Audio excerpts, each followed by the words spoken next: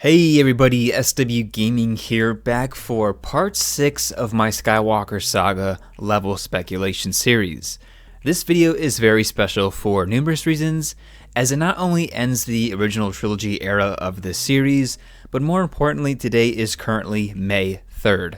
That means tomorrow, May the 4th, will hopefully bring us some new updates and information about the Skywalker Saga, or at the very least an official release date. I know that a lot of people have been speculating all throughout March and part of April when we could see another update, and May the 4th is honestly my best guess. If by chance we don't hear anything tomorrow, it's very likely that we could get an update anytime, because as of now there's speculation that the game will release sometime between June and September. Before we go any further into this video, I wanted to remind everyone that last week we took a look at episode 5, The Empire Strikes Back, and if you happen to miss it, I recommend checking it out through the link at the top right of the screen. I also wanted to remind everyone that my Skywalker Saga videos release on Wednesdays and Sundays, and if you want to help support the channel beyond just watching my videos, there's a join button next to the subscribe button, and if you become a member of my community, there's a ton of exclusive perks. There's also a video explaining more about it once you click the join button. Now, the original trilogy has been around for the longest time and has had the most content produced by LEGO themselves, especially when it comes to actual products and sets. I'm hoping that the Skywalker Saga introduces some new elements from the original trilogy that we've yet to experience in a LEGO game, but in terms of what that could be in the new level design is slightly hard to imagine. Today I'm going to attempt to introduce some new design elements and level layouts, which will help to diversify what was established in previous LEGO Star Wars games. If you've seen any of my previous level speculation videos, you can go ahead and skip this part of the video. You'll find a timestamp down below in the comments, which will start off with the first level in episode 6, Return of the Jedi. If this is your first time watching a video in this series, please continue watching. To start off, I wanted to state that all comments and opinions reflected in this video come solely from myself. In each video of this series, I'll explain the levels associated with the selected episode from the Star Wars universe, what characters we could expect to be unlocked, what locations may be included in each episode, and much, much more. What we know so far about the Skywalker Saga is that each episode will contain 5 levels each, which is down 1 from what we received in the complete saga back in 2007. Although we lose 1 level per episode, each level from the Skywalker Saga will be around 10 to 15 minutes long, more than likely without cutscenes. So we should expect a little over an hour's worth of playable content from each episode, not including side missions. Since we still have no footage or exact knowledge on how the game's travel system will work, it's kinda up in the air as to how well the overall story layout and travel functions will mesh together. I would still like to see some sort of lobby though, such as the Mos Eisley Cantina, or even Dexter's Diner as an easier way to replay already completed levels. I know it's been previously stated that there won't be a lobby included like in previous games, but even The Force Awakens had some sort of home base, such as on Dakar, and I would like to see that continued in this game. Before we go ahead and begin with Chapter 1 of Return of the Jedi, I want to make it clear that this video is pure speculation and does not reflect any thoughts or comments previously expressed by the game's developers, TT Games. These level layouts will more than likely not directly reflect what we'll see in the actual game, but to make these videos regarding what we could see once the game is released.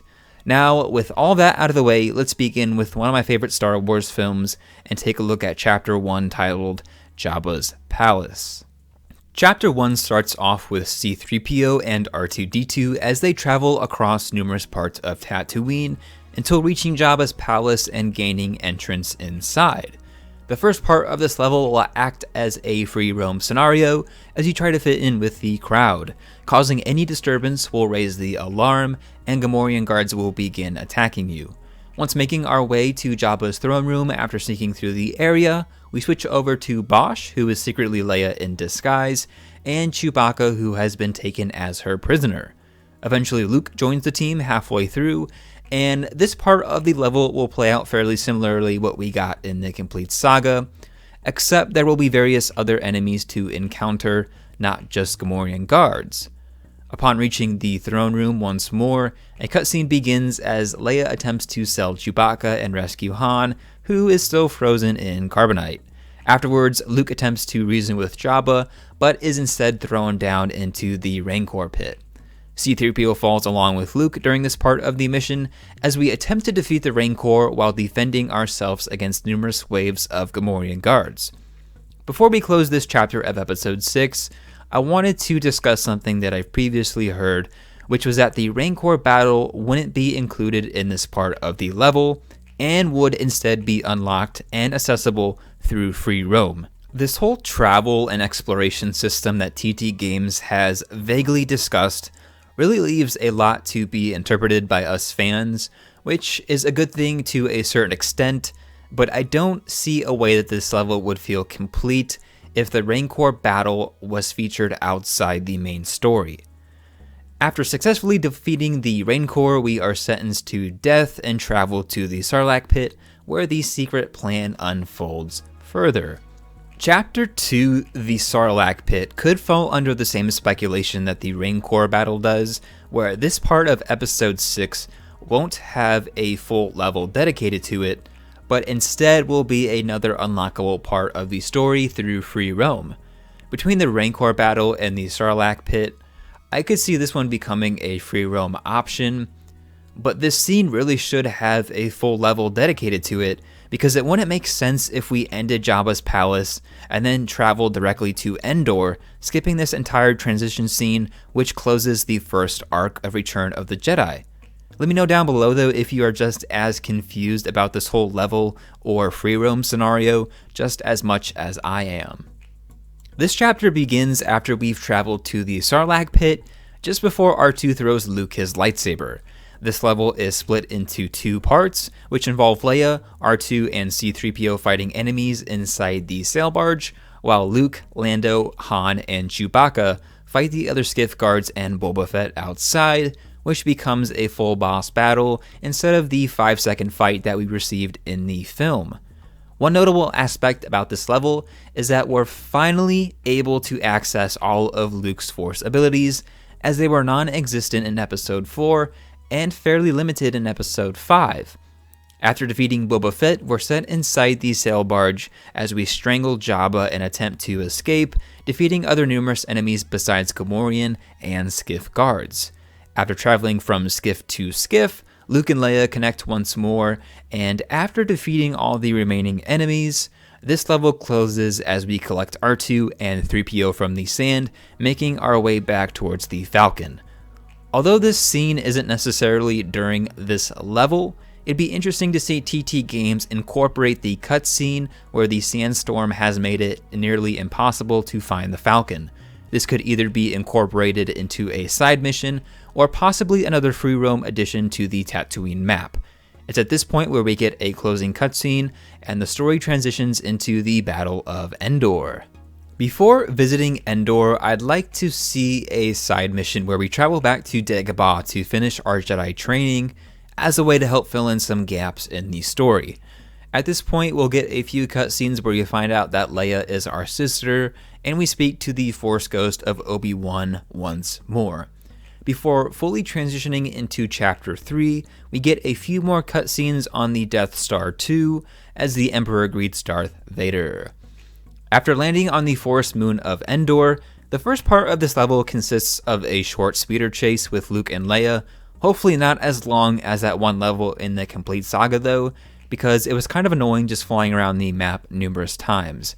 After reaching the Imperial base, Luke and Leia part ways as Luke joins his father in confronting the Emperor, while Leia and the others fight through the Ewok-infested Battle of Endor.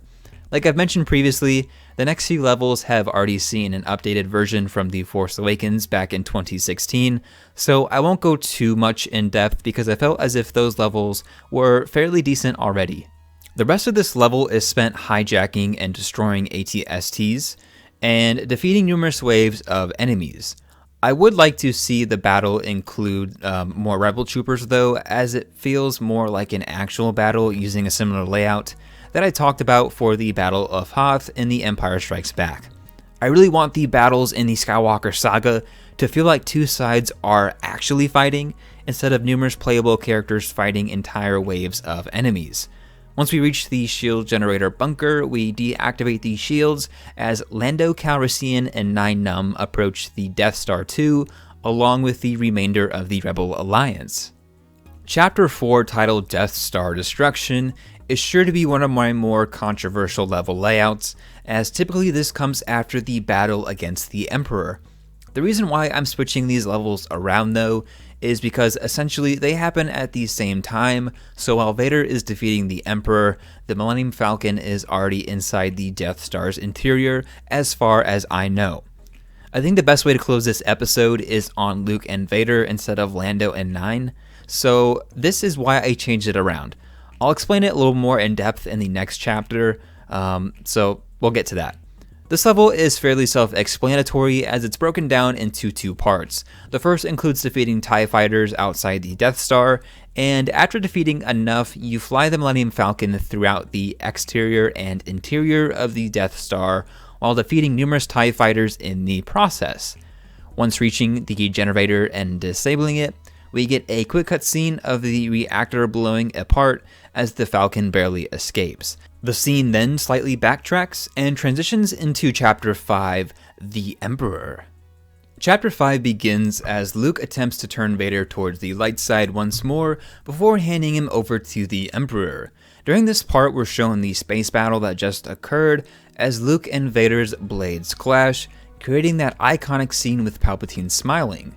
Very similar to what we got in The Force Awakens, this first part of the battle includes fighting Vader, and after the cutscene, Vader turns against the Emperor as Luke fights alongside him.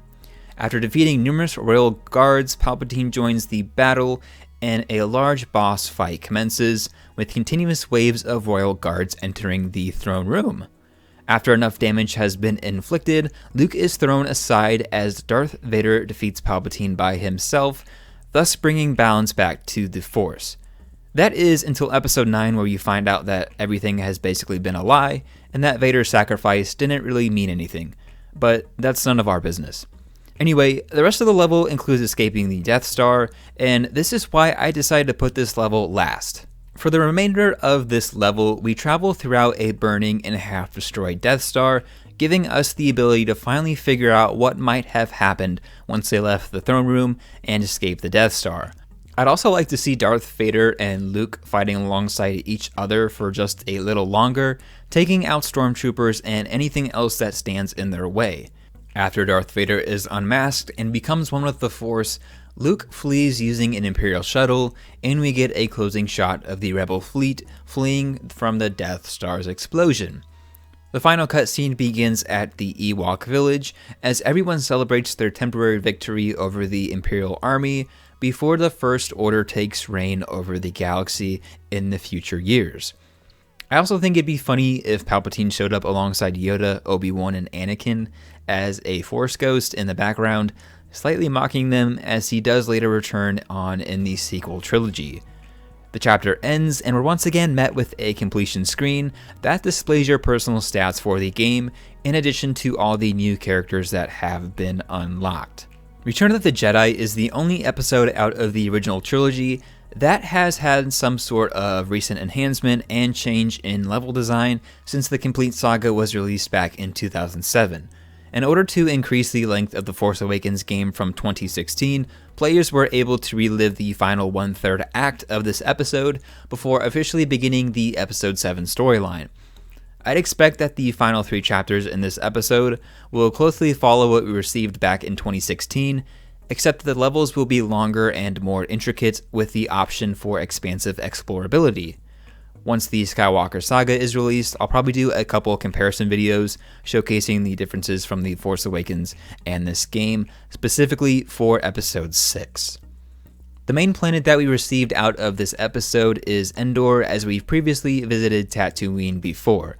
It'll be interesting to see how the area develops over time, especially when playing the game out of order and starting with Return of the Jedi and not The Phantom Menace. I don't plan to do that personally, as I want to experience the story in chronological order, but TT Games has stated that there will be minor changes to the planet over time, which is honestly a pretty cool feature that makes the planets feel more lively and active. One big question that I have though is if either of the Death Stars will be explorable outside of their own levels. It'd be kind of weird to have two Death Stars on the map that will be explorable after the levels have been completed, but TT Games could decide just to have one Death Star that changes appearances depending on what levels have been completed. It would also be cool to witness a Death Star being built between episodes 3 and 4 and 5 and 6, but of course it would be unexplorable during those times. It would also be interesting to see Starkiller Base being built between episode 3 and 7.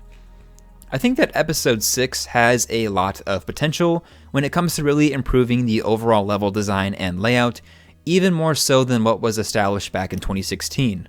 Return of the Jedi offers a lot of great battles and boss fights, so I'm really hoping that a lot of emphasis is placed around the Sarlacc Pit scene and the final duel on the Death Star 2. Either way, I'm very interested to see what TT Games plans to do in order to diversify this episode from the previous level layouts and designs that we got from the complete saga back in 2007. Now that the original trilogy era has been completed, we're going to do another quick 10 to 15 minute recap video next Sunday, May 10th, as a refresher before heading onto the final trilogy in the Skywalker Saga, and the one that has seen little coverage in LEGO games, Beyond the Force Awakens. Since episode 8 and 9 have never been covered before, and there's not a lot of reference material beyond the films themselves, it'll be an interesting task to design the level layouts completely from scratch. If I happen to miss anything that you believe should have been included in a specific level, or should be included for next week's video, please let me know down below. Like I've said before, creating these videos takes a lot of time and effort, but I enjoy thinking about what we could expect to see from the Skywalker Saga upon release. If you're not currently subscribed and would like to stay up to date on the remaining episodes in this series, or any of my other Skywalker Saga videos, be sure to subscribe to my channel. Once again, those videos are released on both Wednesdays and Sundays. Also, if you receive an update on May the 4th, I'm going to cover that as soon as possible. With that said, this is going to wrap up today's video, and as always, thanks for watching, and I'll catch you in the next one.